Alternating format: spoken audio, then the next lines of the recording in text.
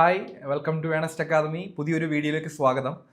നമ്മൾ mechanical engineering കഴിഞ്ഞിട്ടുള്ള graduates എപ്പോഴും ചോദ്യമാണ് എന്തൊക്കെ എക്സാം ആണ് ഞങ്ങൾക്ക് ഈ വർഷം ഉള്ളത്, ഏതൊക്കെ ഓപ്പർച്യൂണിറ്റീസ് PSCയിൽ നിന്നും ഞങ്ങൾക്ക് എത്തുന്നുണ്ട്, എപ്പോഴും ചോദിക്കുന്നതാണ് നമ്മളോട്. അപ്പം അതിൻ്റെ കുറേ കാര്യങ്ങൾ പറയാൻ വേണ്ടിയാണ് ഇന്ന് എത്തിയിട്ടുള്ളത്. അപ്പം നമ്മുടെ ഇന്നത്തെ ടോപ്പിക് എന്ന് പറയുന്നത് കേരള PSCയിൽ മെക്കാനിക്കൽ ഗ്രാജുവേറ്റ്സിന് ഉടനെ വരാൻ പോകുന്ന എക്സാംസ് ഏതൊക്കെയാണ് എന്നുള്ള കാര്യമാണ്. അപ്പം നമുക്കറിയാം മെക്കാനിക്കൽ എഞ്ചിനീയറിംഗ് ഗ്രാജുവേറ്റ്സ് എന്ന് പറയുമ്പം ടെക്നിക്കൽ പോസ്റ്റുകളാണ് കൂടുതലായിട്ട് വരാറുള്ളത്. അപ്പോൾ ടെക്നിക്കൽ സിലബസ്, മെക്കാനിക്കൽ എഞ്ചിനീയറിംഗിന്റെ കോർ ടെക്നിക്കൽ സിലബസ് വരുന്ന എക്സാംസ് ആണ് നമ്മൾ ഇന്നിവിടെ പറയുന്നത്. ഓക്കെ, അപ്പം അതിനകത്ത് ആദ്യമായിട്ട് പറയേണ്ടത് നമ്മുടെ അസിസ്റ്റന്റ് എഞ്ചിനീയർ എക്സാംസ് ആണ് കൂടുതലായിട്ടും നമ്മൾ ഫോക്കസ് ചെയ്യുന്നത്. Upcoming Kerala PSC mechanical exams എന്ന് പറയുന്നത് ഒന്ന് നമ്മുടെ KWA അസിസ്റ്റന്റ് എഞ്ചിനീയർ എക്സാം ആണ്, Kerala water authority. Then irrigation ഡിപ്പാർട്ട്മെന്റിലെ അസിസ്റ്റന്റ് എക്സാം വരുന്നുണ്ട്.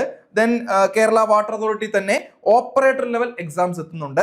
ദെൻ ഫാക്ടറീസ് ആൻഡ് ബോയിലേഴ്സിലെ inspector of factories and boilers grade 2 എക്സാമും ഈ വർഷം എത്തുന്നുണ്ട്. അതിനകത്ത് എനിക്ക് തോന്നുന്നു ഇറിഗേഷനിലെ അസിസ്റ്റന്റ് എഞ്ചിനീയറും അതേ കൂട്ട് തന്നെ ഫാക്ടറീസ് ആൻഡ് ബോയിലേഴ്സ് ഗ്രേഡ് 2 ഇൻസ്പെക്ടറും എക്സാംസ് ഓൾറെഡി വന്നിട്ടുണ്ട്. ജൂലൈയിലാണ് എക്സാം നടക്കാൻ പോകുന്നത്, ജൂലൈ 22 ആണെന്ന് തോന്നുന്നു. അതിനുശേഷം ഇനി എത്തുന്നതാണ് കേരള വാട്ടർ അതോറിറ്റി അസിസ്റ്റന്റ് എഞ്ചിനീയറും അതേ കൂട്ട് തന്നെ ഓപ്പറേറ്റർ എക്സാമും. അപ്പം ഇത്രയും എക്സാം ആണ് ഇപ്പൊ അടുത്ത് തന്നെ നമുക്ക് വരാൻ പോകുന്നത്. നല്ല രീതിയിൽ പഠിക്കേണ്ട സമയമായിട്ടുണ്ട്.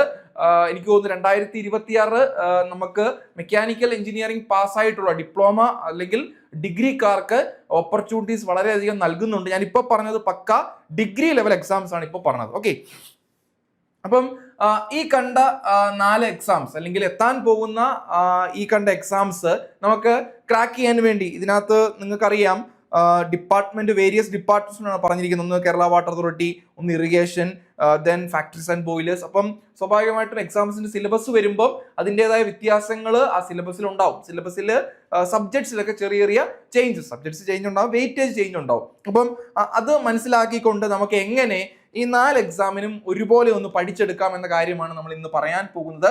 പല ഫേസ് ആയിട്ട് നമ്മൾ അതിനെ ജസ്റ്റ് ഒന്ന് വേർതിരിച്ച് മാറ്റിയിരിക്കുകയാണ്.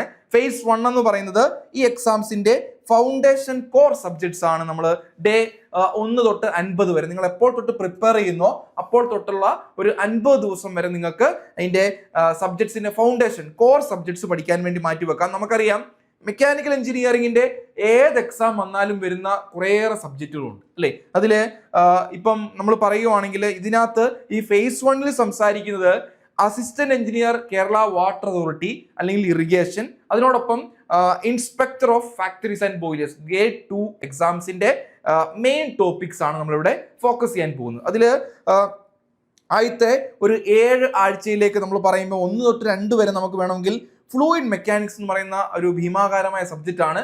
അത് പഠിക്കാൻ വേണ്ടി ഉപയോഗിക്കാം. കാരണം തൊട്ടുമുമ്പിൽ പറഞ്ഞുകൂട്ട് എക്സാമിനും ഇൻസ്പെക്ടർ എക്സാമിനും ഒരുപോലെ വരുന്ന ഭാഗമാണ് ഈ പറഞ്ഞ ഫ്ലൂയിഡ് മെക്കാനിക്സ്. അതിനകത്ത് മെയിൻ ടോപ്പിക്സ്, ചെറിയ ഇമ്പോർട്ടൻറ്റ് ടോപ്പിക്സ് കുറച്ച് മാത്രമേ അവിടെ കൊടുത്തിട്ടുള്ളൂ. Properties, flow through pipes, Bernoulli's equation, hydraulic machines, turbines and pumps. Then ഇത് രണ്ടും ഈ പറഞ്ഞ പല ടോപ്പിക്സും കേരള വാട്ടർ അതോറിറ്റിക്കും അതേകൂട്ട് തന്നെ ഇറിഗേഷനും ചോദിക്കാൻ സാധ്യതയുള്ള ടോപ്പിക്സ് ഉണ്ട്. റിപ്പീറ്റ് ക്വസ്റ്റ്യൻ പേപ്പർ നോക്കുമ്പോൾ നമുക്ക് കാണാൻ പറ്റും, എപ്പോഴും ചോദിച്ച് കണ്ടിട്ടുണ്ട്. പിന്നീട് വരുന്നൊരു ടോപ്പിക്കാണ് തെർമോഡൈനാമിക്സ്. നമ്മൾ എപ്പോൾ പഠനം തുടങ്ങുന്നുവോ അതിനുശേഷം ഫ്ലൂയിഡ് മെക്കാനിക്സ് ശേഷം നമുക്ക് ഉൾപ്പെടുത്താൻ പറ്റുന്ന മറ്റൊരു ഭാഗമാണ് തെർമോഡൈനാമിക്സ് എന്ന് പറയുന്നത്. ഇതിനകത്ത് ലോ ഓഫ് തെർമോഡൈനാമിക്സ് വരുന്നുണ്ട്, എയർ സ്റ്റാൻഡേർഡ് സൈക്കിൾസ് വരുന്നുണ്ട്, auto, diesel, dual, then properties of pure substance. ഞാൻ ജസ്റ്റ് ടോപ്പിക്സ് മാത്രമാണ്, ഇത്രയൊന്നും അല്ല, നിങ്ങൾക്ക് തന്നെ അറിയാം ഒട്ടനവധി ടോപ്പിക്സ് ഉണ്ട്. അതിലെ കുറച്ച് മെയിൻ ടോപ്പിക്സ് മാത്രം പറഞ്ഞു വെച്ചതേ ഉള്ളൂ. ഈ മെയിൻ ടോപ്പിക്സ് ഉൾപ്പെടുന്ന തെർമോഡൈനാമിക്സ് ആണ് നമുക്ക് ആൻഡ് ഇൻസ്പെക്ടർ ഫാക്ടറീസ് ആൻഡ് ബോയിലേഴ്സിന് നെക്സ്റ്റ് ലെവലായിട്ട് പഠിക്കാൻ പറ്റുന്നത്. ദെൻ തേർഡ് കാറ്റഗറി ആയിട്ട് പറയാൻ പറ്റുന്നതാണ് സ്റ്റീം എഞ്ചിനീയറിംഗ്. അടുത്ത കുറെ വീക്കിലേക്ക് നമുക്ക് സ്കെഡ്യൂൾ ചെയ്യാൻ പറ്റുന്നതാണ് സ്റ്റീം എഞ്ചിനീയറിംഗ്. അതിനകത്ത് നമുക്ക് ഇൻസ്പെക്ടർ ഗ്രേഡ് 2 വരുന്ന കുറേയേറെ ഭാഗങ്ങൾ ഇതിനകത്തുനിന്നാണ്. ബോയിലേഴ്സ് ആൻഡ് ഫാക്ടറീസിന്റെ ഇൻസ്പെക്ടർ ഗ്രേഡ് 2 അതിനകത്ത് വരുന്നതാണ് റാങ്കൈൻ സൈക്കിൾ, ബോയിലേഴ്സ്. കണ്ടോ, boilers, high pressure, low pressure, then mountings and accessory. ഈ ഭാഗം ഇൻസ്പെക്ടർ ഗ്രേഡ് 2 വളരെ ഇമ്പോർട്ടൻ്റ് ആണ്. എന്നാൽ അതിനോടൊപ്പം തന്നെ AE എക്സാംസിനും ചോദിക്കാൻ സാധ്യതയുള്ളതാണ്. പിന്നീടാണ് നമ്മുടെ main subject strength of materials അല്ലെങ്കിൽ മെക്കാനിക്സ് ഓഫ് സോളിഡ്സ്. അതിനകത്ത് stress, strain, bending moment and shear force diagrams, then deflection of beams എല്ലാം മെയിൻ ടോപ്പിക്സ് ആണ്. ഇത് നമുക്ക് അടുത്ത ഭാഗമായിട്ട് ഉൾപ്പെടുത്തി കോർ സബ്ജക്റ്റ് ആയിട്ട് നമ്മുടെ പ്രിപ്പറേഷനിൽ കൊണ്ടുവരാൻ പറ്റും, നമ്മളിപ്പോൾ പറഞ്ഞ 4 സബ്ജക്റ്റിന് വേണ്ടി പ്രിപ്പയർ ചെയ്യാൻ തുടങ്ങുന്ന ഒരാളാണെങ്കിൽ. പിന്നീട് ഫേസ് 2-ൽ നമ്മൾ പറയുകയാണ് specialised and operator level preparation ആണ്. തൊട്ട് അടുത്ത എക്സാമിലേക്ക് പോവുകയാണ്. അതിനകത്ത് അടുത്ത ഒരു 51 തൊട്ട് 90 വരെയുള്ള ദിവസം വേണമെങ്കിൽ നമുക്ക് അതിനു വേണ്ടി ഉപയോഗിക്കാം. അതിനകത്ത് കൂടുതൽ ഫോക്കസ് ചെയ്യുന്നത് AEയുടെ തിയറി ഭാഗവും അതിനോടൊപ്പം തന്നെ ഇൻസ്പെക്ടർ ഫാക്ടറീസ് ആൻഡ് ബോയിലേഴ്സിന്റെ കൂടാതെ ഓപ്പറേറ്ററിന്റെയും തിയറി ഭാഗമാണ് നമ്മളിവിടെ ഫോക്കസ് ചെയ്യുന്നത്. അപ്പോൾ തിയറി എന്ന് പറയുമ്പോൾ നിങ്ങൾക്ക് ഏതൊക്കെ സബ്ജക്റ്റ് വരുമെന്ന് മെയിൻ ആയിട്ട് പറയുന്നത് മാനുഫാക്ചറിങ് ആൻഡ് പ്രൊഡക്ഷൻ ആണ് സബ്ജക്റ്റ്. അതിനകത്ത് കാസ്റ്റിംഗ്, വെൽഡിങ്, ലെയ്ത്ത് ഓപ്പറേഷൻസ് ഇതൊക്കെ എപ്പോഴും റിപ്പീറ്റ് ചോദ്യങ്ങളാണ്. ഇത് ഇൻസ്പെക്ടർ ഓഫ് ഫാക്ടറീസിനും അതേകൂടെ ഓപ്പറേറ്റർ പോസ്റ്റിനും പ്രീവിയസ്ലി ചോദിച്ചിട്ടുള്ള ഒട്ടനവധി ക്വസ്റ്റ്യൻസ് ഈ ഭാഗത്തു നിന്ന് വന്നിട്ടുണ്ട്. ദെൻ ഇൻഡസ്ട്രിയൽ മാനേജ്മെന്റ് ആണ് അടുത്തൊരു സബ്ജക്റ്റ്. അത് planning, quality control and safety regulations, അത് ഫാക്ടറീസ് ആക്ട് ഉൾപ്പെടെയുള്ള നമുക്കറിയാം. കാരണം ഇൻസ്പെക്ടർ ബോയിലേഴ്സ് ആൻഡ് ഫാക്ടറീസ് വരുമ്പോൾ ആ ഭാഗങ്ങൾ വളരെ ഇമ്പോർട്ടൻ്റ് ആയിട്ട് വരാം. ദെൻ വരുന്നതാണ് ഹീറ്റ് ട്രാൻസ്ഫർ എന്ന സബ്ജക്റ്റ്. ഇവിടെ basics of conduction, convection and radiation എപ്പോഴും ഉള്ളതാണ്. AE എക്സാമിന് എപ്പോഴും ചോദിക്കുന്ന ഒരു ഭാഗമാണ് ഹീറ്റ് ട്രാൻസ്ഫർ എന്നുള്ള കണ്ടക്ഷൻ, കൺവെക്ഷൻ, റേഡിയേഷൻ. പിന്നെ നമുക്കറിയാം Kerala water authority AE exam എന്ന് പറയുമ്പോൾ അതിനകത്ത് സിവിലിന്റെ ഭാഗം കൂടി വരാൻ സാധ്യതയുണ്ട്. അപ്പം സിവിലിന്റെ ഭാഗത്തു നിന്നുള്ള നമുക്കറിയാം പല ബ്രാഞ്ചിലും മാറി മാറിയാണ് കേരള വാട്ടർ അതോറിറ്റിയുടെ എക്സാംസ്, AEയുടെ എക്സാംസിന് ക്വസ്റ്റ്യൻസ് വരുന്നത് അല്ലെങ്കിൽ സിലബസ് വരുന്നത്. അപ്പം നമുക്ക് ലാസ്റ്റ് ഉള്ളൊരു 10 ദിവസം വേണമെങ്കിൽ നമുക്ക് ബേസിക് സർവേയിങ്ങും ബിൽഡിംഗ് മെറ്റീരിയൽസും അതിൻ്റെ ഇലക്ട്രിക് സർക്യൂട്ട്സും ഒക്കെ പഠിക്കാൻ വേണ്ടി ഉപയോഗിക്കാം. അപ്പോൾ ആ ഭാഗം കൂടി ഇതിനകത്ത് ഉൾപ്പെടും. അപ്പോൾ ഇതാണ് specialised and operator level preparation phase 2 എന്ന് നമ്മൾ ഈ 4 എക്സാമിനെ സംബന്ധിച്ച് ഉദ്ദേശിക്കുന്നത്. ദെൻ ഫേസ് 3 എന്ന രീതിയിൽ നമുക്ക് പഠിക്കാൻ പറ്റുന്നതാണ് ലാസ്റ്റ് ഭാഗമാണ്. അപ്പം നമ്മളൊരു 100 ദിവസത്തെ കാര്യമാണ് പറഞ്ഞത്. അപ്പം ലാസ്റ്റ് 91 തൊട്ട് 100 ദിവസം വരെ നമുക്ക് സത്യം പറഞ്ഞാൽ നമ്മൾ ടോപ്പിക്സ് ഒക്കെ കംപ്ലീറ്റ് ചെയ്തിരിക്കുന്ന ദിവസമാണ്. അപ്പോൾ കുറച്ച് സ്പീഡും ആക്യുറസി ഒക്കെ കിട്ടാൻ വേണ്ടിയുള്ള ഭാഗമാണ്. സ്പെഷ്യലി നമ്മൾ ചെയ്യേണ്ടത് പ്രീവിയസ് ഇയർ ക്വസ്റ്റ്യൻസ് ചെയ്ത് നോക്കുക. അതിന്റെ മാക്സിമം മാരത്തൺ ഉദ്ദേശിച്ചത് വീണ്ടും വീണ്ടും ചെയ്യുക. നമുക്കറിയാം കേരള വാട്ടർ അതോറിറ്റി AE ആണെങ്കിലും ഇറിഗേഷൻ AE ആണെങ്കിലും ദെൻ നമ്മളിപ്പോൾ പറഞ്ഞ ബോയിലേഴ്സ് ആൻഡ് ഫാക്ടറീസിന്റെ ഇൻസ്പെക്ടർ ആണെങ്കിലും കൂടാതെ നമുക്ക് വരാൻ പോകുന്ന നമ്മൾ പ്രതീക്ഷിക്കുന്ന ഒരു എക്സാം ഉണ്ട് ലാസ്റ്റ് ഈ വർഷത്തേക്ക് എത്തത്തുള്ളായിരിക്കും, നമ്മുടെ ലെക്ചർ ഇൻ പോളി അല്ലെ, മെക്കാനിക്കലിന്റെ ലെക്ചർ ഇൻ പോളി. ഈ വക എല്ലാ ക്വസ്റ്റ്യൻ പേപ്പറിലും പ്രീവിയസ് ഇയർ നോക്കുവാണെങ്കിൽ ഒരേ സിലബസ് ബേസ്ഡ് ആയിട്ടുള്ള ക്വസ്റ്റ്യൻസ് ആണ് വരുന്നത്. അപ്പോൾ പ്രീവിയസ് ഇയർ ക്വസ്റ്റ്യൻ ചെയ്യുമ്പോൾ ഈ പോസ്റ്റുകളെല്ലാം ഉൾപ്പെടുത്തിക്കൊണ്ടുള്ള പ്രീവിയസ് ഇയർ ക്വസ്റ്റ്യൻ പേപ്പർ ചെയ്ത് നോക്കിയാൽ നമ്മൾ ഈ വരാൻ പോകുന്ന എക്സാംസിന് വളരെയധികം ഉപകാരമായിട്ട് വരാൻ സാധ്യതയുണ്ട്. കൂടാതെ എപ്പോഴും പറയുന്നതാണ് മോക്ക് ടെസ്റ്റുകൾ കണ്ടക്ട് ചെയ്യണം. കാരണം എക്സാം 90 മിനിറ്റ് ഇത്ര മാർക്ക് എന്ന രീതിയിലാണ് നമ്മൾ എഴുതാറുള്ളത്. അപ്പം ആ 1.5 മണിക്കൂറത്തെ ടൈം എങ്ങനെ നമ്മൾ യൂസ് ചെയ്യണം എന്നറിയണമെങ്കിൽ എക്സാം ഹാളിൽ ലാസ്റ്റ് ചെന്ന് കഴിഞ്ഞാൽ എക്സാംസിന് അങ്ങനെ ഒരിക്കലും നമുക്ക് നല്ല രീതിയിൽ പ്രിപ്പയർ ചെയ്ത് പോയാലും നല്ല രീതിയിൽ എക്സാം എഴുതാൻ പറ്റണം എന്നില്ല. അപ്പോൾ എന്താ ചെയ്യാൻ പറ്റും? മോക്ക് ടെസ്റ്റുകൾ കണ്ടക്ട് ചെയ്യുക. നിങ്ങളെ കൊണ്ട് തന്നെ മോക്ക് ടെസ്റ്റുകൾ മാക്സിമം കണ്ടക്ട് ചെയ്യുക. 1.5 മണിക്കൂർ ക്വസ്റ്റ്യൻസ് വെച്ച് മോക്ക് ടെസ്റ്റുകൾ കണ്ടക്ട് ചെയ്ത് കഴിഞ്ഞാൽ നമുക്ക് വീണ്ടും ആ ഒരു എക്സാം എൻവയോൺമെന്റ് ക്രിയേറ്റ് ചെയ്ത് നന്നായിട്ട് സ്കോർ ചെയ്യാൻ പറ്റും പിന്നീട് എക്സാമിന്. ഓക്കെ, ദെൻ നമ്മളിപ്പോൾ കണ്ട 4 പോസ്റ്റ് എടുക്കുകയാണെങ്കിലും ഇവിടെയൊക്കെ നമ്മുടെ സബ്ജക്ട്സ് നോക്കുമ്പോൾ, സിലബസ് നോക്കുമ്പോൾ മെയിൻ ആയിട്ടുള്ള കുറച്ച് ന്യൂമറിക്കൽ ക്വസ്റ്റ്യൻസ് വരുന്ന ഭാഗമുണ്ട്.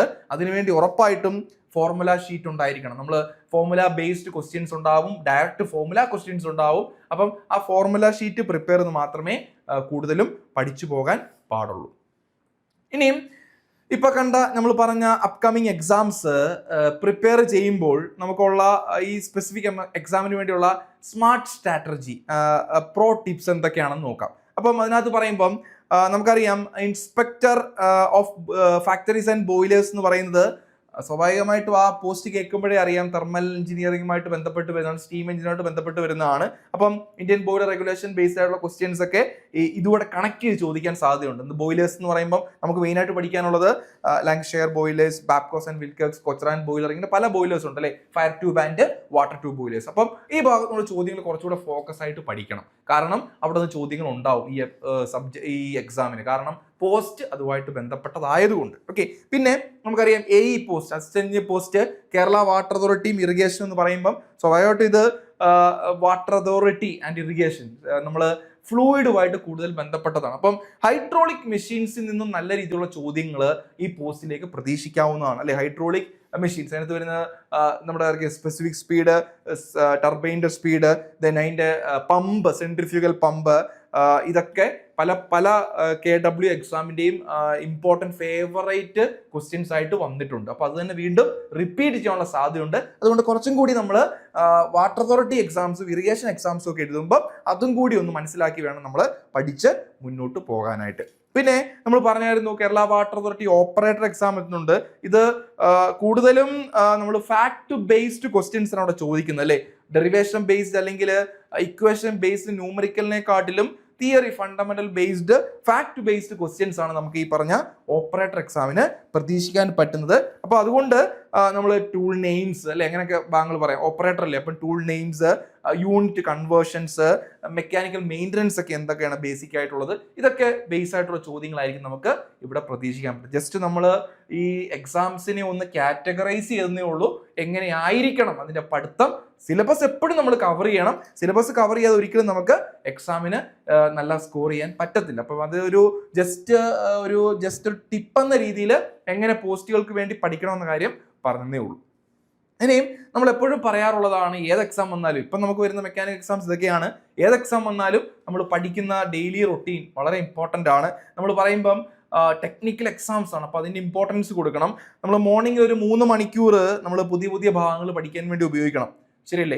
തിയറി വേണം, കൺസെപ്റ്റ്, ഫണ്ടമെന്റൽസ് എല്ലാം പഠിക്കാൻ വേണ്ടി രാവിലെ ഉള്ള ഒരു 3 മണിക്കൂർ നമ്മൾ ഉപയോഗിക്കണം. ദെൻ നമുക്ക് ആഫ്റ്റർനൂൺ ഉള്ള 2 മണിക്കൂർ വേണമെങ്കിൽ ന്യൂമറിക്കൽ ക്വസ്റ്റ്യൻസ്, കാരണം ന്യൂമറിക്കൽ വരുന്ന ഒത്തിരി ഭാഗമുണ്ട്. AE എക്സാംസ് ഒക്കെ ന്യൂമറിക്കൽ ബേസ്ഡ് ആയിരിക്കും. അപ്പം ന്യൂമറിക്കൽ വരുന്ന കുറേയേറെ ക്വസ്റ്റ്യൻസ് ഉണ്ട്, അതിന് MCQs ഒക്കെ സോൾവ് ചെയ്ത് കഴിഞ്ഞാൽ വളരെ നന്നായിരിക്കും. പിന്നെ ഈവനിങ് നമ്മൾ ഉദ്ദേശിച്ചത് നോൺ ടെക്നിക്കൽ എന്ന് ഉദ്ദേശിച്ചത് GK മാത്സ് ഇംഗ്ലീഷ് എന്നുള്ളത്, അതൊക്കെ നമ്മൾ എടുത്തു കളഞ്ഞതാണ്.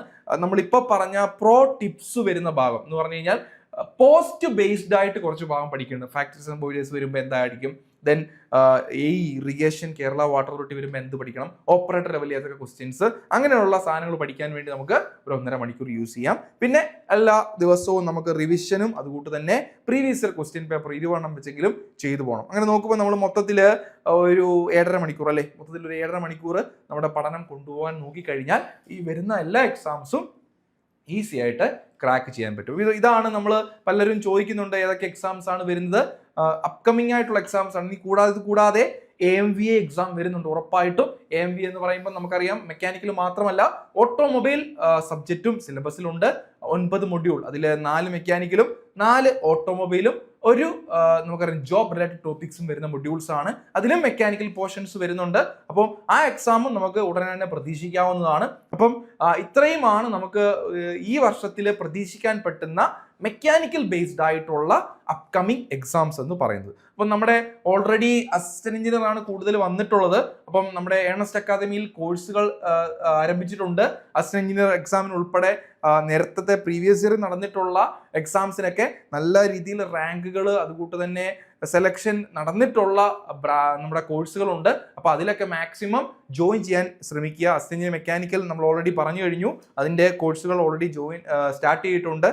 നല്ല രീതിയിലുള്ള പഠനം ആഗ്രഹിക്കുന്നവർക്ക് കോഴ്സിൽ ജോയിൻ ചെയ്യാൻ. കൂടാതെ നമ്മൾ ഇതിനു മുമ്പും പല എക്സാംസിനും പല പോസ്റ്റുകളിൽ നടന്നിട്ടുള്ള PSC എക്സാംസിന് നമ്മൾ നല്ല രീതിയിൽ റാങ്ക് വാരിക്കൂട്ടിയിട്ടുള്ള അല്ലെങ്കിൽ കുറേയേറെ പേർക്ക് ഉദ്യോഗം നേടിക്കൊടുത്തിട്ടുള്ള അക്കാദമിയാണ് നമ്മുടേത്. അപ്പം മാക്സിമം കോഴ്സ് എടുക്കുമ്പോൾ അല്ലെങ്കിൽ ഒരു എക്സാംസ് നിങ്ങൾ എഴുതാൻ ആഗ്രഹിക്കുന്നുണ്ടെങ്കിൽ ഇങ്ങനെയുള്ള കോഴ്സുകൾ എടുത്ത് പഠിക്കുക. അപ്പം സിലബസ് ഓറിയന്റഡ് ആയിട്ട് നിങ്ങൾക്ക് പഠിക്കാൻ പറ്റും. മികച്ച അധ്യാപകരുണ്ട്. അപ്പോൾ കൂടാതെ ലൈവ് റെക്കോർഡഡ് ക്ലാസ്സസ് നിങ്ങൾക്ക് ലഭ്യമാണ്, ഓഫ്ലൈനിലുണ്ട്. ദെൻ അപ്പം നിങ്ങൾക്ക് മോക്ക് ടെസ്റ്റുകളൊക്കെ നമ്മൾ പറഞ്ഞായിരുന്നു, ആ മോക്ക് ടെസ്റ്റുകൾ നടക്കും. ദെൻ ഈ ഡേ ബൈ ഡേ ഉള്ള നിങ്ങളുടെ ഇമ്പ്രൂവ്മെന്റ് നിങ്ങൾക്ക് മനസ്സിലാക്കി പഠിക്കാൻ പറ്റും ഇങ്ങനെയുള്ള കോഴ്സുകളിൽ ജോയിൻ ചെയ്ത് കഴിഞ്ഞാൽ. അപ്പം മാക്സിമം നമ്മുടെ കോഴ്സുകളൊക്കെ മാക്സിമം എടുക്കുക. ഞാൻ ഓൾറെഡി പറഞ്ഞു ലെക്ചർ ഇൻ പോളി വരാൻ സാധ്യതയുണ്ട്, അതാണ് ഞാനിത് ഉൾപ്പെടുത്താൻ. ലെക്ചർ ഇൻ പോളി എക്സാം ഈ വർഷം വരാൻ സാധ്യതയുണ്ട്. എന്തായാലും AMVA എക്സാം ഉണ്ടാവും. AMVAക്ക് ലെക്ചർ ഇൻ പോളിക്കും ഒക്കെ നല്ല രീതിയിലുള്ള റാങ്കുകൾ നമ്മൾ നേടിയിട്ടുള്ളതാണ്, നല്ല സെലക്ഷൻ നടന്നിട്ടുള്ളതാണ്. അപ്പം അത് മനസ്സിലാക്കി നമ്മുടെ കോഴ്സിലൊക്കെ ജോയിൻ ചെയ്ത് മാക്സിമം പഠിക്കാൻ നോക്കുക. അപ്പം വീണ്ടും നല്ലൊരു വീഡിയോ ആയിട്ട് കാണാം. ബൈ.